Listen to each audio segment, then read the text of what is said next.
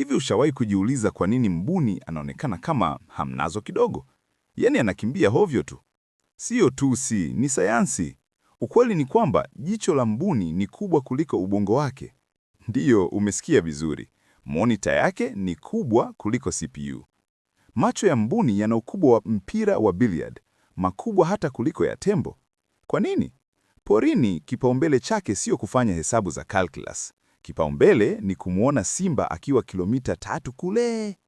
Mungu alimpa supervision, akasacrifice intelligence. Akili yake inawaza vitu viwili tu, kula na kukimbia. Hii ni sawasawa na kununua TV ya inchi 85, halafu unaiweka kwenye chumba cha store. Display ni kubwa hatari, lakini system ya ndani inasoma 2 GB RAM. Ndiyo maana anaweza kukimbia, akagonga mti, halafu akasimama kushangaa mti umetoka wapi. Hebu mtag rafiki yako mwenye macho makubwa tupime ubongo wake. Hapana, natania tu. Share video hii kama umependa fact hii ya mbuni.